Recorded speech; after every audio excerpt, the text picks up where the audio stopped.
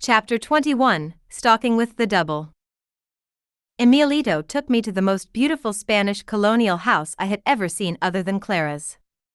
Outside, it had a plain facade with bars on the windows and several second-story balconies overlooking the streets below.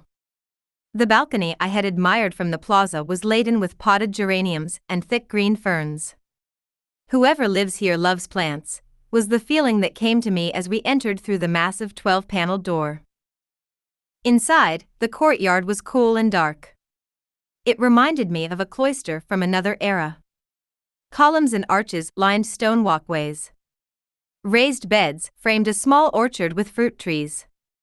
Portions of the high walls were covered with honeysuckle and hanging wisteria growing up trellises. Cool stone benches were flanked with flowers growing in ceramic pots with a marbleized bluish-green glaze, and out of a stone planter grew a huge agave cactus. To one side was a dark hallway which leads to a small garden patio. A high-backed carved wooden bench was set against the wall, and a beautiful jacaranda tree shaded the rectangular enclosure. To the side was a stone grotto, with a slender waterfall flowing into a tiny pool. The house and grounds seemed to me the most peaceful place on the earth. From time to time I could hear the flurry of birds, but even they were hushed and subdued as if out of respect for the sanctity of the house. To think that this oasis of tranquility existed in the heart of a busy cosmopolitan city seemed in itself an act of power. "Sit on this bench and wait for the lady of the house to show herself," Emilito suggested. "Now that I've delivered you, I'll be on my way." Wait, Emilito. I don't know the lady of the house. Won't you stay and introduce me to her?" "Of course you know her," Emilito said, surprised. "You met her in Sonora. Her name is Zuleika." At the mention of her name, I remembered the lady at the fiesta who had given me the cocoa to drink for the flea bites. She had wanted me to stay with her, but I had declined. I had no idea she lived in such beautiful surroundings. "But what should I do when I meet her?" I asked. Emilito gave me a stern look. "When you meet her, be impeccable," he advised. "That's all anyone can do." Before I could ask him what would impeccability mean in this situation, he left through a side door leading off the corridor. I sat on the bench, feeling forlorn, watching the fish playing in the pond. The harmony of that house and the ripples in the water soon made me feel drowsy, but in a pleasant way.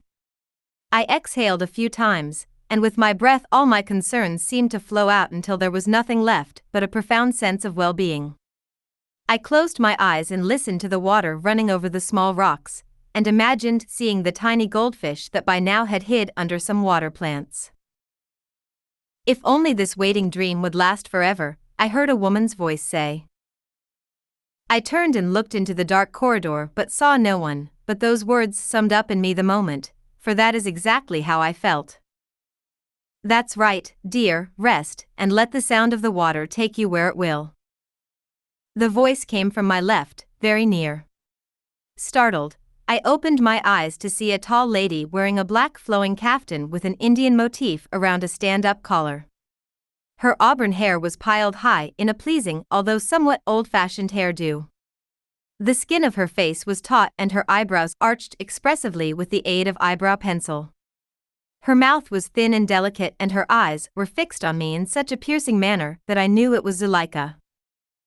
She could hypnotize me with her gaze if she wanted to, I thought, but somehow I didn't mind. I trusted her, for at a deep level we were alike. Then the realization surfaced as to how we were alike, and that made me uneasy. We were both quite a bit crazy and had to use all our energy to make a coherent presentation of ourselves in the face of utter chaos. "You're not afraid of me, are you?" Zuleika asked solicitously. "Because I assure you, I'm here to help you." "I'm not afraid," I said and meant it. Zuleika was so far beyond the pettiness of the world that she exuded strength and vitality in her voice and movements. Except for her burning eyes, she was the picture of calmness and serenity. "You're going to stay with me for a while, and I'm going to teach you how to stalk, with your dream body," she said. "But I still haven't finished recapitulating," I said. Shouldn't I continue with that? Recapitulating is important, but so is dreaming. I have to set you up in the proper manner now because there is so little time. Then you can practice on your own. While you are here, however, you have to follow my instructions. Agreed? I had no choice but to nod my head in agreement, for she was nodding hers. Dreaming and gazing go hand in hand, Zuleika began. You already caught on to that when you gazed at the ripples in the pond. Now let the sound of the water take you. That's how you start. You find something in the world that shimmers or has a glow to it and you gaze at it. Then you find a sound, like rain, water from a stream, even the noise of the city will do, and you follow the sounds. Then you transfer it into your dreams by gazing in your dreams or hearing that sound in your sleep. I knew what she meant, for once I had a rock tumbler that made a terrible rattling noise. Since I had to keep it on 24 hours a day for the stones to be polished as they collided against each other in the tumbler, I could hear that noise in my sleep. I remember that noise would take me places I didn't want to go. So I finally had to turn off the machine at night. There are exercises you can do to move your awareness to the other side, Zuleika said. The other side? To your dreaming body. She spoke in such a soft melodic voice that it calmed me just to listen to her. When you sleep, you must allow your dream body to become aware, conscious of itself. You do this first by looking at your hands, and then by getting up out of your bed to move around. Or you can find anything else you wish, such as the item you gaze at during the day. Or something in particular you wish to find. In other words, your dream body must respond to your commands. To stalk with the double is to control your movements in a specific endeavor and not expend all your energy in one crazy outburst. How does one expend one's energy? I asked. Gradually, harmoniously. Try to prolong your dreaming endeavor as long as possible, but always reserve energy so you can wake up and you don't get lost in places you won't be able to come back from. Now, I will show you a few specific exercises you can practice. She placed a cushion on the floor in front of a low wrought iron table and told me to sit comfortably, crossing my legs if I wished. In the center of the table she placed a short blue candle and lit it. After flickering for a while, the yellow flame formed a perfect unwavering oval. Zuleika gently blew on the flame, causing it to leap sideways for an instant. When the current of air had passed, the flame straightened out and became calm again. I watched Zuleika intently, for I knew there was a lesson in what she was doing. There are two sides to everything, she said, sitting down in a high-backed cane chair, and that includes the mind. On the one hand, it can think, reason, and reflect upon itself in order to create and draw conclusions. The other quality of the mind is to be silent, inactive, and without thought. We all know how to reason and reflect upon ourselves, but to achieve silence is more difficult. Without getting up, she blew on the flame again. I was surprised to see that the flame leaped as it had done before. The mind is like this flame. It flares up at the slightest disturbance and flutters the moment a breeze touches it, she said. Thoughts and desires are like gusts of air, they activate the mind and make it flutter. In a clear tone she explained that there are two approaches to achieving mental rest. She stood and placed her hand around the flame to form a partial shield, then blew at it again. This time, the flame, being protected by her hand, did not flicker. One approach to silence and rest is to shield the mind from outside disturbances that can unsettle it. You do this by removing yourself from the disruptive or injurious forces that threaten your well-being. In other words, you withdraw and hide yourself in your depths. The second method, Zuleika said, was more difficult to accomplish, for it involved a delicate maneuver of shielding the mind, not from outside influences, but from its own influence. In this case, since the disturbing stimuli come from within, there is no way to run or retreat into the self, for the mind itself is agitated and running. Therefore, one has to stop one's agitation by fixing the mind to some point, such as an image, idea, or sound, and in this way render it immobile. Quietude is the product of discipline and training, Zuleika said. It involves stopping the internal dialogue by focusing on a single point, or by expanding awareness to merge with the great silence that exists beyond the limits of thought. As I listened to her talk, I felt a quietness settle about me, as if it came not from her words but from her very being. To be unperturbed means that nothing can pull your attention away from its center, she said, sensing my mood. One of the best methods to achieve this is by gazing at a light or luminous object. She asked me if I had understood the two approaches for resting the mind, which she said were really methods of gazing.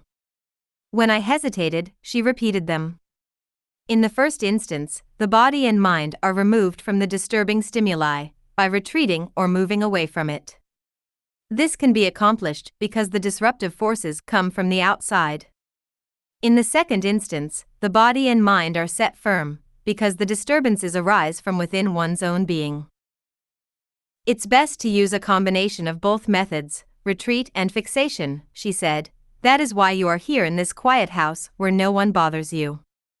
While you are learning these gazing techniques, you must retreat from the outside world, but you must also retreat from the world you carry inside you by fixing your mind through gazing practices. What does fixing the mind actually do? I asked. Only a fixed or centered mind allows you the freedom to come and go as you please. I told her I didn't understand how a fixed mind could allow one to move about. It seemed to be a contradiction. Zuleika carefully picked up the candle and slowly moved it from side to side so that the flame did not waver, but different areas of the table were illuminated. Notice that the flame does not flicker and yet it moves about. A fixed and steady awareness allows you to see into anything, to move in any direction without becoming agitated by what you see or do. Therefore, you are able to come and go anywhere and still be in control. Zuleika set the candle on the table so that the flame was just at the level of my eyes. If your mind is not fixed, and your thoughts jump around, whatever you see will pull you and affect your awareness.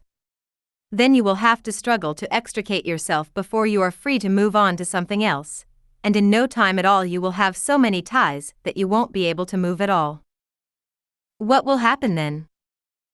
You will have to recapitulate your acts to free your energy, she said. That's why we recommend that one always recapitulates the events of the day so that one is freed of their influence, and one does not build up energetic bonds. Zuleika stressed that recalling the events of my life combined with the sweeping breath I had learned could clean not only past ties, but also maintain awareness in a fluid condition every moment of the day. Once freed, the awareness can be focused and used at the service of intent, or the spirit that rules us and gives us life. We must use our awareness to liberate awareness, she said. Just as we use a needle to take out a splinter in a finger. Now, enough explanation. Let's get down to practice. Zuleika instructed me to gaze at the candle for a moment, then to place the palms of my hands over my eyes and visualize the flame. For a while I looked at the flame, then closed my eyes and covered them with my palms. I could see a chartreuse circle, then a golden flame appeared which turned into a bright red-orange glow. Soon the flame was replaced by a small black opening that formed in front of my eyes. Zuleika told me to repeat the exercise of gazing at the flame, then covering my eyes with my palms. This time, the reddish light seemed to be moving to my right, and it was difficult to keep it centered in my inner field of vision. She said I should try to move the image of the flame closer and further away from me, while keeping my eyes covered with my palms. After a while I was able to hold the image of the flame and move it further away or bring it closer to me using the force of my mind. This gazing practice will help you to develop your focusing ability, Zuleika said when I opened my eyes again. Just as the sorcery passes strengthen your energetic body, your mental control can be sharpened through gazing techniques. She added that visualizing a light not only quiets the thoughts, but it also activates a fundamental energy center in the back of the head, invigorating the entire body. She remarked that with continued practice, I would no longer need to gaze at a candle, but would be able to see the flame simply by closing my eyes. The light, once fixed, would help me to concentrate on a single point, to the exclusion of all other influences. This is one way of resting the mind, Zuleika said. Even though you are actively concentrating, your mind is at rest because it is not dispersed in 1,000 directions. The most invigorating form of rest, she explained, is not passive sleep in which a person is at the mercy of disturbing dreams, but a controlled, active concentration, in which one is attending only the invigorating light in front of the eyes. She recommended that I stand up and walk around for a while to loosen my limbs before going on to the second gazing exercise. When I had again sat down on the cushion, I saw that Zuleika had placed a large black crow's feather on top of the table. Now, I'll show you another way of resting the mind, she said. Sit quietly, breathe naturally, and without any thoughts, gaze at the feather. She said that I was to focus my attention on the feather until it and I merged. She said it was possible to merge with any object one was gazing at so that it was no longer a separate entity, but something alive and a part of one's own energetic being. How is that possible? I asked. Everyone knows the world is made up of separate objects. Zuleika arched an eyebrow. Is it really? She asked. Objects are only separate when we think about them. When we gaze at them, they merge in a single field of energy which also includes our energetic bodies. She looked at me to see if I comprehended what she said. I must have given her a dumb look, for she added, I have just revealed a sorcery secret and you insist on taking it as an ordinary statement. Think about it, what I said. I was silent for a moment. It still looks like an ordinary feather to me, I said stubbornly. Zuleika shook her head. The here and there are one. The there and here are one. Nothing is separate from anything. As I gazed at the feather, I noticed that my breathing became slower, more rhythmical. It had lowered down into my abdomen. My thoughts faded and I was immersed in a profound silence. It seemed that Zuleika was right. At one point the feather was aware and observing me. It radiated energy at me as if it were conscious of my watching it. I had the distinct certainty that if intended it I could make the feather lift off the table and float in the air, for we were energetically linked. After a while, Zuleika told me to move my head in small circles to rest my eyes. They had begun to tear from the strain of staring at the feather. She explained that the point of the gazing was not to stare fixedly at an object, but to let the eyes gently caress the object, so that, responding to one's feeling, it opens up and emanates its own feeling and knowledge. It is a merging of both feelings, from the gazer and the object, that results in a common blending of awareness and a sense of mutual trust and affection, Zuleika said. She further elaborated that this feeling of openness and empathy is the result of stopping one's internal dialogue and of allow one's inner sensibility to spill forth and merge with whatever one is gazing at. Pick any object that is pleasing to you, Zuleika said. Never gaze at anything that is unpleasant or frightening. Why is that? Because through steadfast gazing you open centers in your energetic body and the energy of the object will enter inside you. By the same token, if you are not in an agreeable mood, you should not inflict your negative feelings on the objects around you by concentrating on them, regardless of whether they are rocks, feathers, or people. I rested my eyes by making circles with my nose, first in a clockwise, then in a counterclockwise direction. When I was relaxed again, Zuleika gave me a third exercise for fixing the mind, one which involved visualizing a shape or form. What kind of a form should I visualize? I asked. Any pleasing shape will do, she replied. She picked up my drawing pad and inscribed a circle. In its center, she drew a smaller circle and shaded it black. She said that a circle was always pleasing to visualize because it represented the completeness of the universe from which nothing could be added or taken away. To visualize a circle, she said, filled one with a sense of fullness and well-being that was needed for a joyous journey. Zuleika told me to close my eyes, and moving in a clockwise direction, slowly and smoothly draw a circle with my mind. Then my inner feeling was to leap into the center of the circle and momentarily rest there. Then I was to fix my attention at the top and begin inscribing the circle again and repeat the procedure of pushing through the center of it. Zuleika explained that the circular motion of the eyes as well as mentally leaping into the circle's center should be repeated until I could do it with great concentration. I found this exercise more difficult to do than the last one. It made me drowsy. I began to yawn and fidget. When gazing at an inner or outer shape, one must not become agitated or let one's thoughts roam, Zuleika warned. If they do, immediately bring your attention back to your task.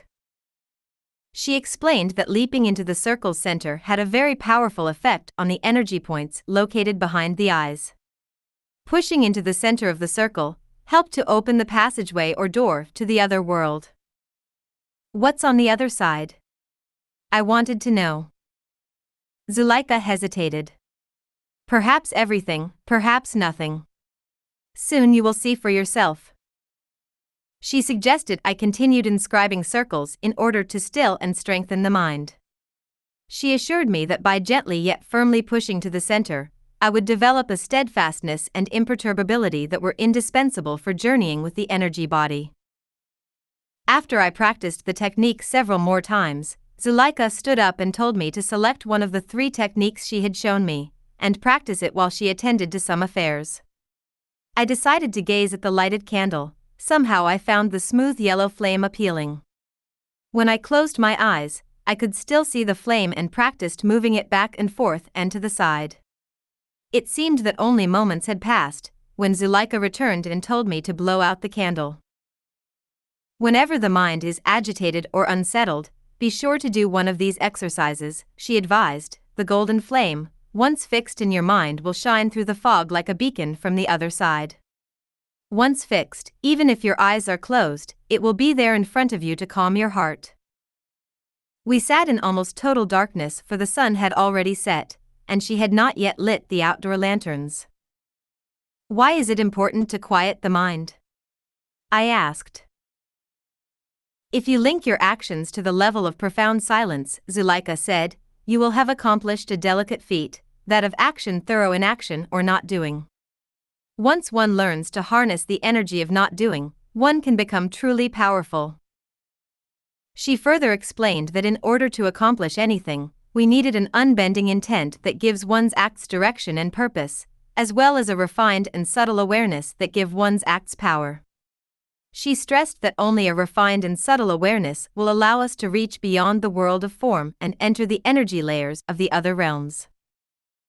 She leaned closer on her chair and said in a low tone, now I will reveal the second of the sorcerer's secrets. When you practice gazing, you are really practicing dreaming while you are awake. Again, she looked at me to see if I understood her meaning. You are focusing the energy of intent, which is abstraction itself, and are moving away from the physical level into the realm of pure energy. She explained that intent is the force that holds things together, gives them order and power.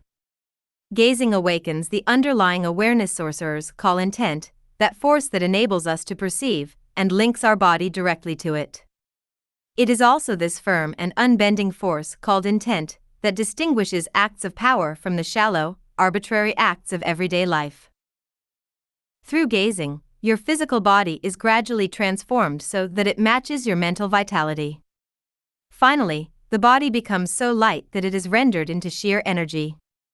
When this happens, one is dreaming with the totality of oneself. All one has to do is to intend something and the body will perceive it. This happens because one has linked oneself to intent and is dreaming oneself using the power of creation itself. Gazing techniques were designed by sorcerers of antiquity to arrive at this subtle manipulation of perception. Zuleika picked up the feather and let it fall gently onto the table. Practice gazing and you will eventually purify your body so that it will become as light as this feather, she said. When your body becomes transformed into pure energy like your mind, there will be no difference between what you think and what you are. The here and there of space and time will merge into a single awareness of now, and your mind and body will no longer be separate, but a single energetic unit of being here. As she talked, I sensed someone else watching us from the darkness of the corridor. At first I only caught a glimpse of a shape, then I saw him standing there, as if eavesdropping on our conversation or observing my practice. I had noticed him earlier and had kept turning my head to see if the man was still there. I assumed it was someone living in that house, for the house was large with many rooms. Zuleika smiled. It's not time to meet him yet, but you will soon when you are more invisible. For now, concentrate on your practices. Who is that man? I asked, alarmed. The one who makes the darkness respond, she said. Respond to what? To his bidding, to his intent. He is the master of intent. When you learn to stalk with the double, he will come and show you his art. Can't I meet him now? I asked. She laughed and said I was in no condition to meet anyone in my present energetic state, and it would take a great deal of energy to interact with the master of intent. In the darkness you sense him. He will speak to your double directly.